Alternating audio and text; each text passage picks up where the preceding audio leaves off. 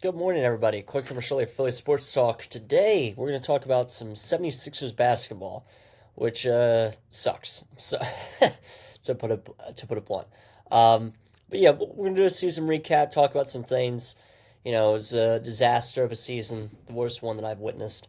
Um, so let's go ahead and we'll talk about it. Kind of just my thoughts, on the roster moving forward, what's going to happen. Just yeah. So, um, again, disaster. Sixers finished 13th in the East with a 24-58 record, only in front of the Hornets and Wizards. That is never good company to be in, obviously. The good news is the draft lottery is May 12th. So hopefully the Sixers get their top six pick. If they don't, we lose it. Uh, so it's either going to be a really good night for us or a really bad night. If we don't get that pick after this treacherous season that we all just witnessed, that would really stink. We obviously have the chance to get number one, Cooper Flag, the big name out there. That would be pretty cool if we got the number one overall pick. That'd be the first time I've experienced something like that. As a diehard Sixers fan, obviously, we had the Markel Fultz days and the Ben Simmons and Embiid. So we had some pretty high picks actually, but I was not a diehard fan at that point in time as I am now. So knowing this franchise, it will land outside the top six and we won't get it, which would absolutely suck. But the draft is June 25th.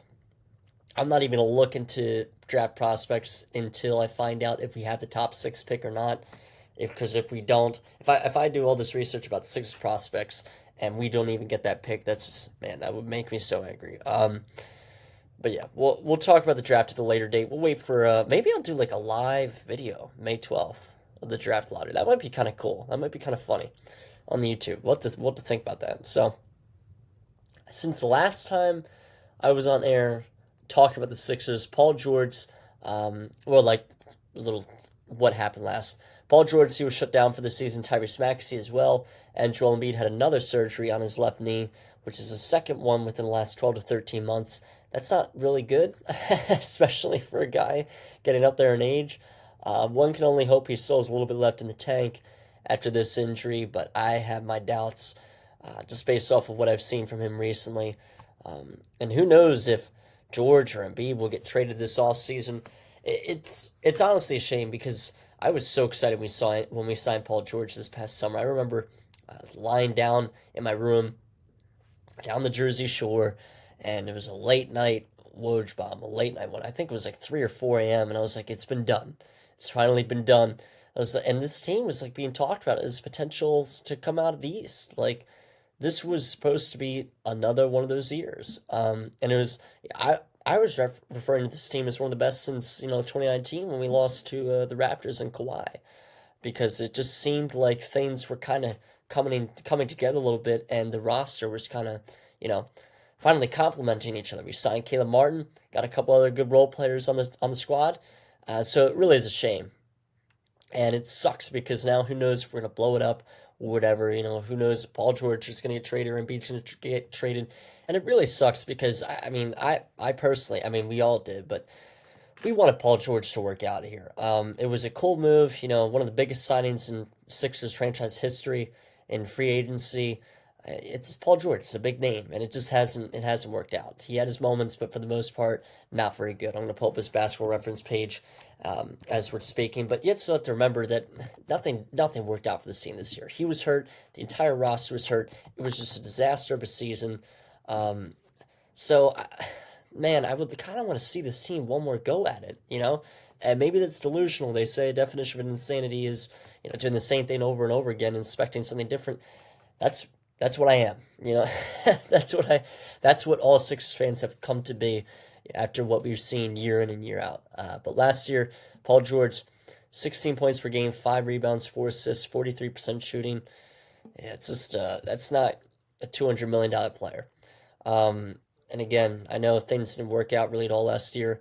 He was an All Star the 2 seasons prior to that. Just he was shooting the three ball at a much better rate this season prior, averaging 6.5 more points. So man, it's a kind of a kick in the what that this has not worked out this far. So Daryl Morey in the Sixers front office, and they should get clowned a lot. I hate Josh Harris. It's public enemy number one in Philadelphia. But Daryl Morey, you can't question that he wants to win. So I don't know if he would trade one of these guys. I just don't think that's on his things to do list. I don't think it is. He wants to win. So he wants to keep these big name players. He maybe trades George and tries to do something else, but we know that Daryl Morey wants to win. You can't say, doesn't mean he's insanely good at it, but he sometimes gets a lot of hate for things that I don't think he deserves to, because he has tried.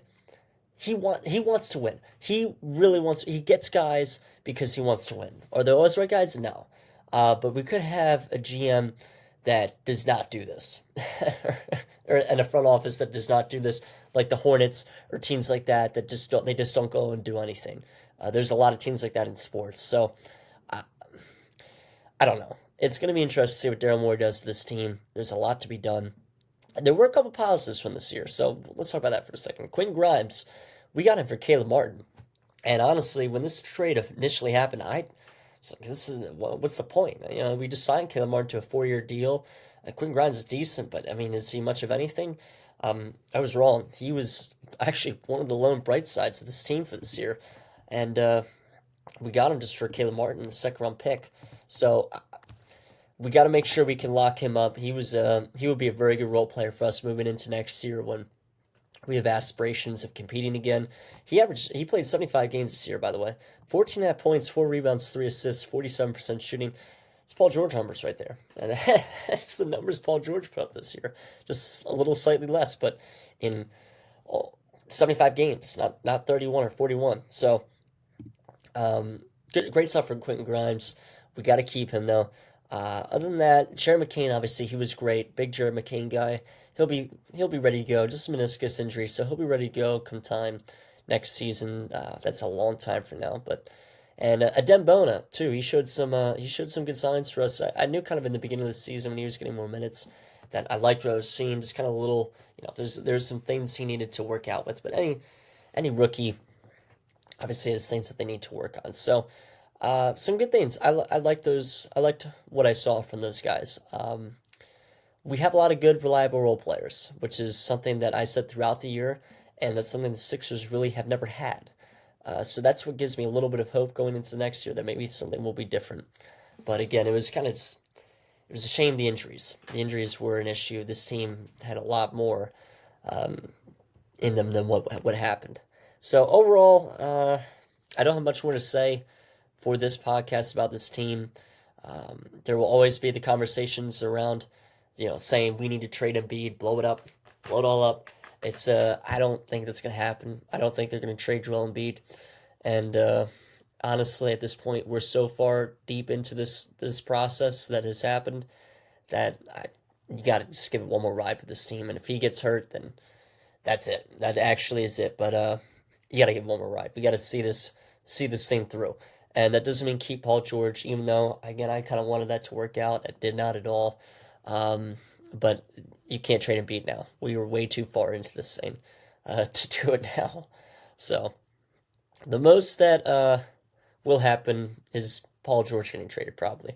Other than that, I don't really know what else we're going to do this all season. So, yeah, that's going to be it. Sixers a very tough season, and honestly, it's playoff basketball is going on right now. I kind of miss those competitive games. Even though the Sixers never made it out of the second round, at least they were competitive games every time, good games to watch. And now it's just kind of boring. I mean, I enjoy watching the NBA playoffs, but it's a lot more fun when the Sixers were in it.